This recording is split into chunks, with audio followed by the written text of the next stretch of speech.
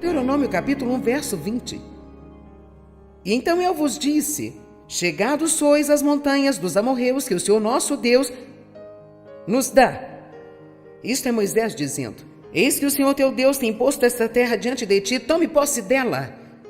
Como te falou o Senhor teu Deus aos teus pais, não temas e não te assustes. Então vós chegastes a mim e dissestes: mandemos homens diante de nós para que nos espiem a terra e de volta nos ensinem o caminho pelo qual devemos subir e as cidades que devemos ir. Isto me pareceu bem, de modo que tomei de vós 12 homens, um de cada tribo. São os 12 espiões que foram para verificar a terra prometida. E com certeza o versículo 25 diz: e tomaram do fruto da terra nas mãos e não-lo trouxeram e nos informaram dizendo: boa é a terra que o Senhor Deus nos dá. Veja o versículo 26. Porém vós não quisestes subir, mas fostes rebeldes ao mandado do Senhor. Agora eu não tenho tempo para ler tudo isso, mas depois eles decidiram: agora nós vamos subir. E Deus disse: não tentem entrar agora, porque agora eu não estou com vocês. Vocês deveriam ter ido quando eu mandei. Então eles estavam na fronteira da terra prometida, quando Deus lhes disse: agora é a hora de entrar e possuir a terra. E eles não quiseram entrar, se rebelaram contra o Senhor, e eles perambularam por mais 38 anos no deserto, e muitos deles morreram. Agora eu quero ensinar-lhes uma pequena lição. Quando Deus lhe diz para lidar com alguma coisa,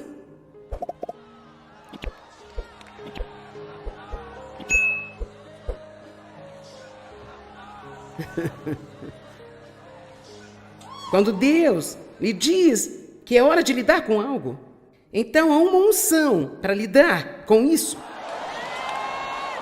E você não pode deixar para a hora que achar mais conveniente, ou o momento que acha que é mais fácil, ou o momento em que você sentir que está pronto, porque você pode decidir: eu estou cansado de deixar isso de lado, eu acho que vou lidar com isso agora. Você pode achar que Deus não tinha aquela unção sobre você naquele momento.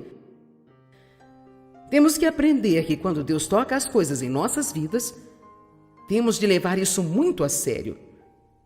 Se você sabe que Deus está lidando com você sobre uma atitude, então lide com ela. Se você sabe que Deus está lidando sobre a falta de perdão, então lide com isso. Não dê alguma desculpa para não perdoar as pessoas.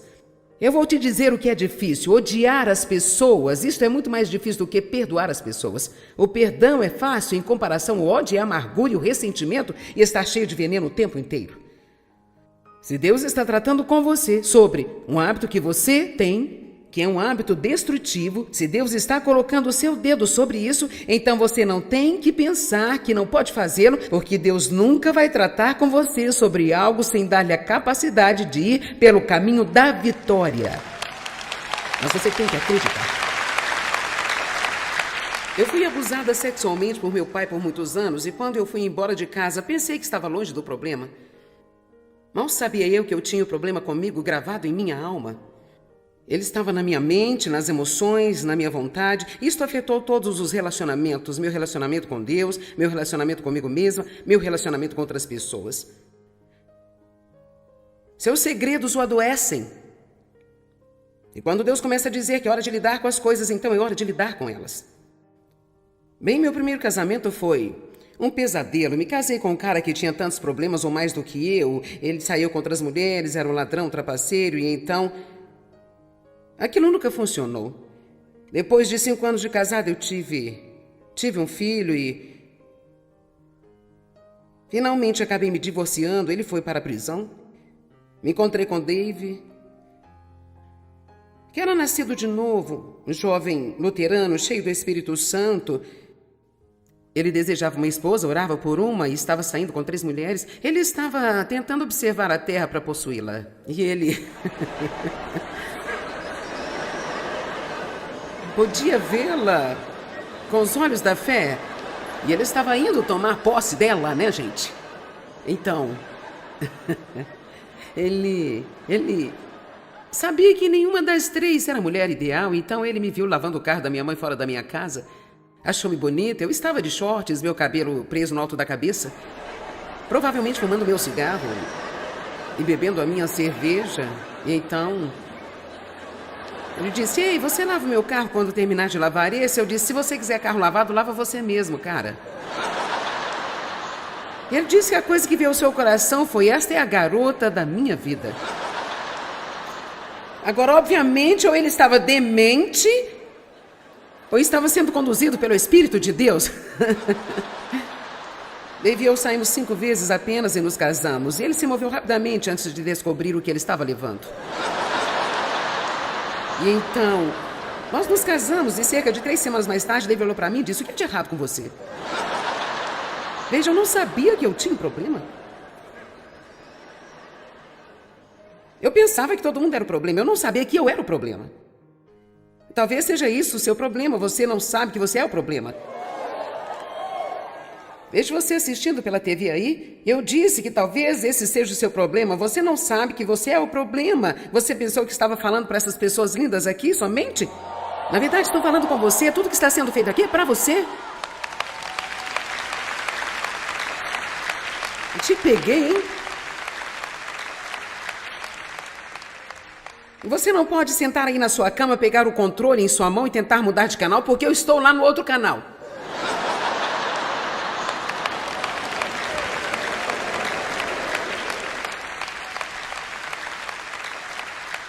Você não vai conseguir fugir de mim. Toda manhã, quando ligar a TV, eu estarei lá. E então, eu não sabia que eu tinha todos esses problemas. Dave e eu íamos à igreja, sabe?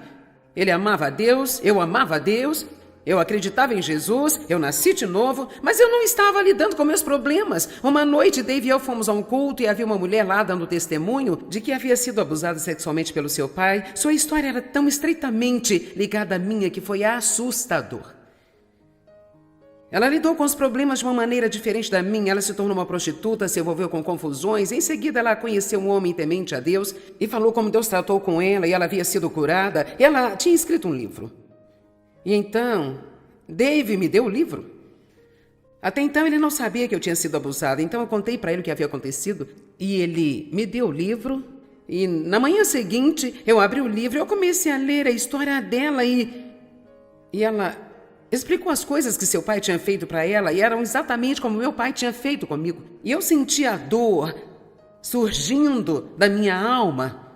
Porque, veja, eu tinha todas as mazelas trancadas, as portas fechadas e eu não lidava com elas. E eu joguei o livro pela sala no chão. Eu disse: eu não vou ler este livro. Eu ouvi o Espírito Santo dizer, tão docemente, mas tão fortemente: é o tempo.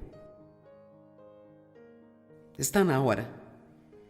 E talvez Deus fale para alguns de vocês esta noite, ou alguns de vocês assistindo pela TV, ou ouvindo pelo CD mais tarde.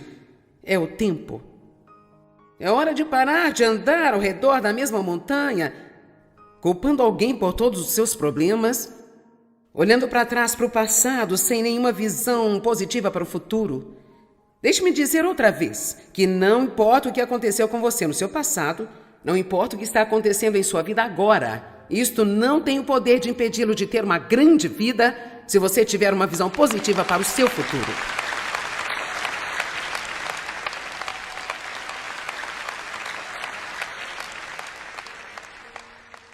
A segunda mentalidade errada que eles tinham, que eu gostaria de tratar aqui hoje é: alguém precisa fazer isto para mim. Hoje nós chamamos isto de mentalidade acomodada. Alguém precisa cuidar dessa bagunça que eu fiz. Alguém precisa fazer alguma coisa, não eu. Outra pessoa. Isto é chamado de irresponsabilidade. Nós temos uma bagunça assim em nosso mundo de hoje. É hora de assumir a responsabilidade. Você diz: bem, o que aconteceu comigo não foi minha culpa. Não, não foi o que me aconteceu, não foi minha culpa, mas o que eu faço a respeito é minha responsabilidade. E o que você faz sobre isso é de sua responsabilidade. Vamos lá, gente. Não foi minha culpa que meu pai abusou de mim sexualmente. Isso não foi culpa minha. Isso não foi de minha responsabilidade. Mas foi minha responsabilidade tomar posse daquela palavra que Deus me deu, que eu acreditava, e parar de choramingar e sentir pena de mim e olhar para o passado e ter uma atitude ruim. Essa foi a minha responsabilidade. Não era algo que eu pudesse sentar e esperar que alguém pudesse fazer algo por mim. Eu precisava começar a obedecer a Deus e fazer o que Ele queria que eu fizesse. Em Mateus 20:16 diz: muitos são chamados e poucos os escolhidos. Muitos são chamados e poucos os escolhidos. Acredito que muitas pessoas são chamadas a fazer coisas grandes, incríveis. Eu realmente acho que o mundo devia se surpreender com os cristãos. Eu acho que deveríamos ser heróis do mundo. As pessoas precisam de heróis, elas precisam de alguém para respeitar, elas precisam de alguém para admirar, alguém para apontá-las na direção certa. Toda criança ama brincar de super-herói. Meus 2 netos menores têm todos os trajes de super-heróis que você puder imaginar. Agora até eu tenho um para brincar com eles de super-herói. Eu tenho minha própria capa de super-herói, tenho um grande J na parte de trás com um raio.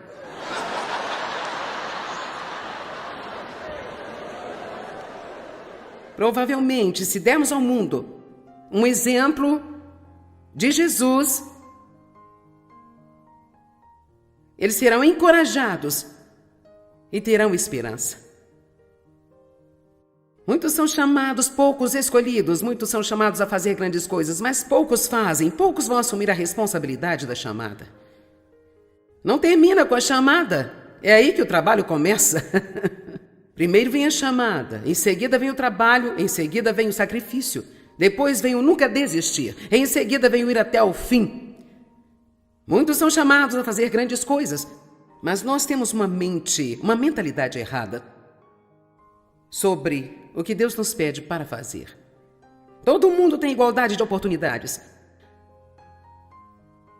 Todo mundo tem todo o poder de Deus disponível para eles, mas nem todo mundo está disposto a fazer a sua parte. Uma das coisas que não podemos delegar, e eu sou uma grande delegante, mas você não pode delegar a responsabilidade pessoal. Amém? Agora em Josué capítulo 1, versículos de 1 a 3, você vai encontrar um monte de coisas. A maioria dessas coisas que eu estou falando a respeito, você vai encontrar neste livro. Este é o capítulo 17, Mentalidade de Deserto, número 10. Alguém faça isso por mim, eu não quero assumir responsabilidade. Em Josué capítulo 1, versos de 1 a 3, vemos que a Bíblia diz: e sucedeu que depois da morte de Moisés, servo do Senhor, o Senhor apareceu a Josué, filho de Nun, servo de Moisés, dizendo: Moisés, meu servo, está morto. E bem, isto é uma declaração muito interessante, porque se você sabe o que se passou antes disso, porque Deus diria que Moisés estava morto? Josué sabia que Moisés estava morto, eles já tinham estado de luto por ele por 30 dias.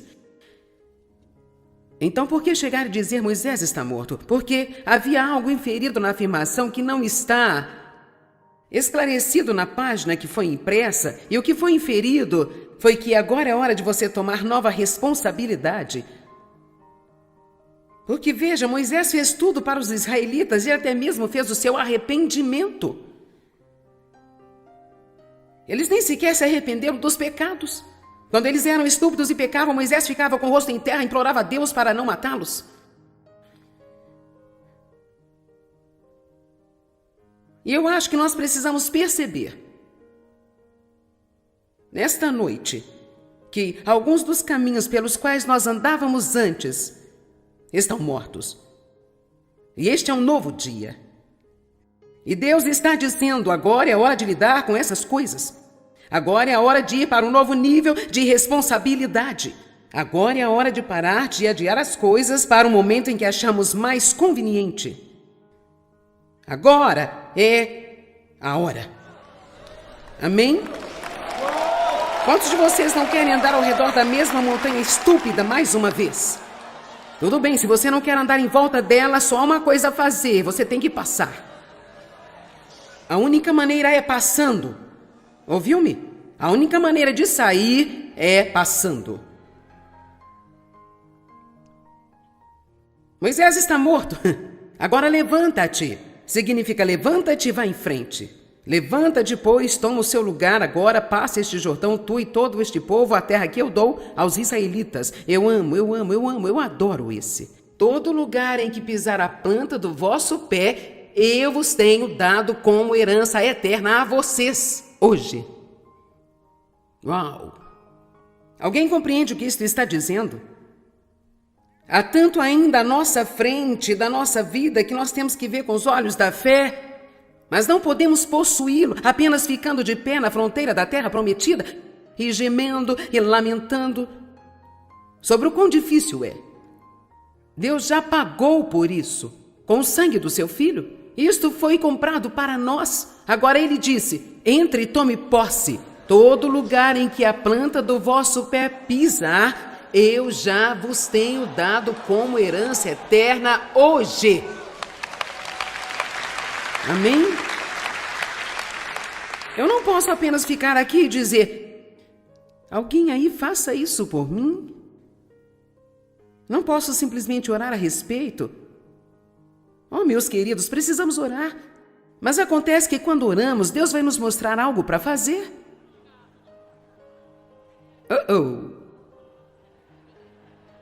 Eu vou repetir. Às vezes, quando você ora, Deus vai mostrar-lhe algo para fazer. Então oramos novamente, esperando que nós cheguemos a outra seleção. Bem, Deus, o que aconteceu com a minha alegria, Deus? Eu não sei porque eu estou tão infeliz.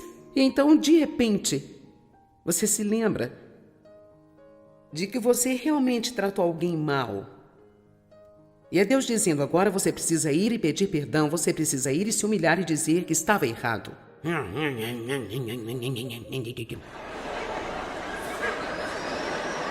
Quando você ora, Deus mostra-lhe as coisas.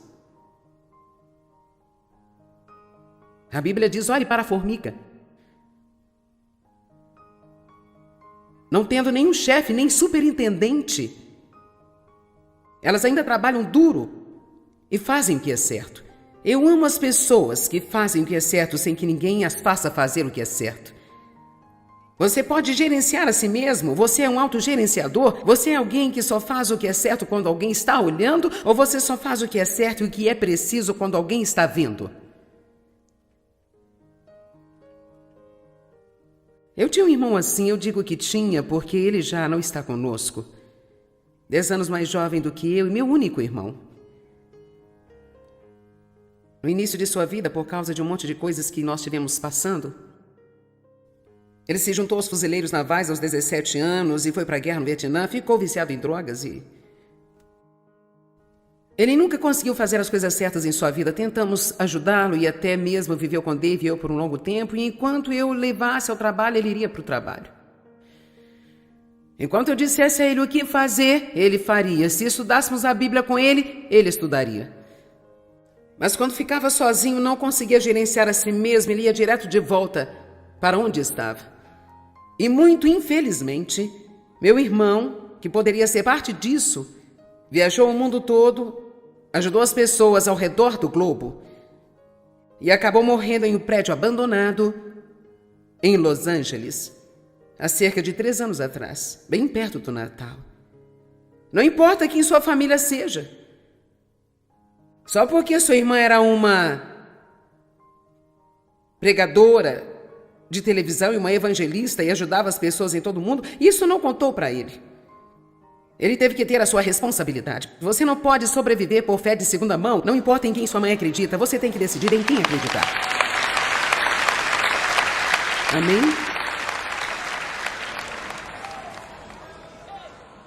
Ninguém pode fazer isso por você.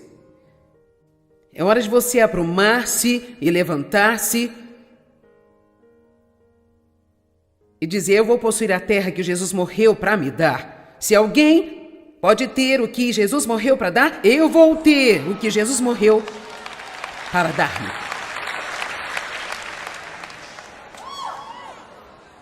Há tantas coisas maravilhosas na palavra de Deus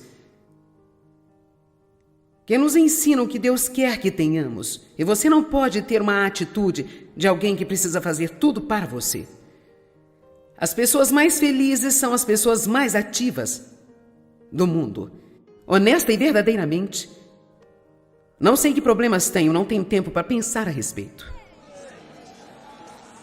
Se eu quisesse sentar e descobrir isso, eu provavelmente poderia ter uma lista de pelo menos 10, mas eu não tenho tempo para isso. Deus diz que vai cuidar de tudo, por isso oramos e jogamos nossas preocupações sobre Ele. Então nós ajudamos as outras pessoas e de uma forma ou de outra tudo funciona no final. E sabe o que é incrível para mim? Às vezes, quando Deus não me unge para resolver o meu problema, eu não posso ajudar a mim mesma, não há nada que eu possa fazer para ajudar-me na situação em que eu estou, Ele vai me ungir para ajudar alguém. Eu meio que acho que isso é o jeito de Deus trabalhar. Quando você não pode ajudar a si mesmo e você semeia na vida de outra pessoa, então Deus lhe traz uma colheita em sua vida. A vida é muito difícil. Apenas muito difícil. Eu estou tão cansada de ouvir as pessoas dizerem: é muito difícil de perdoar. Faça as coisas mais fáceis para mim, Senhor. Não posso suportar as coisas tão difíceis. Isto não vai funcionar. Deuteronômio 30:11. Porque este mandamento que hoje ordeno não te é encoberto e tampouco está longe de ti. Olhe, este mandamento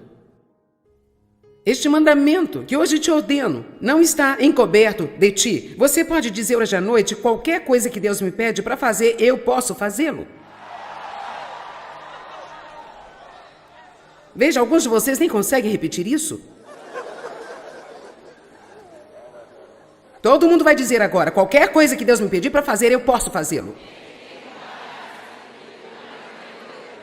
Nada é muito difícil com Deus. Todas as coisas são possíveis para Deus. Mas o diabo sopra em seu ouvido. Tenta colocar um pensamento errado em sua mente. Isso nunca vai mudar. Isso não vai mudar. Já vem acontecendo há 20 anos, não vai mudar. Assim você pode esquecê-lo. Nada de bom irá acontecer com você. É quando você só precisa dizer: eu não vou desistir. Aprenda a dizer: eu não vou desistir. Você realmente não tem mais nada a fazer além de se pressionar. O que mais você pode fazer? John Wesley, o maravilhoso, incrível John Wesley, de quem muito ouvimos falar e admiramos. Aqui, nós temos um excepcional trecho do seu próprio diário. Domingo, 5 de maio, pela manhã. Preguei em Saint-Anne e me pediram para nunca mais voltar. Domingo, dia 5 de maio, à tarde, preguei em St. John e o diácono disse: saia e fique fora. Domingo, 12 de maio, pela manhã, preguei em St. Jude, não é possível voltar lá mais. Domingo, 19 de maio, pela manhã, preguei noutra igreja, os diáconos fizeram uma reunião e decidiram que eu não posso voltar lá mais. Domingo, 19 de maio, à tarde, preguei na rua, fui expulso da rua também.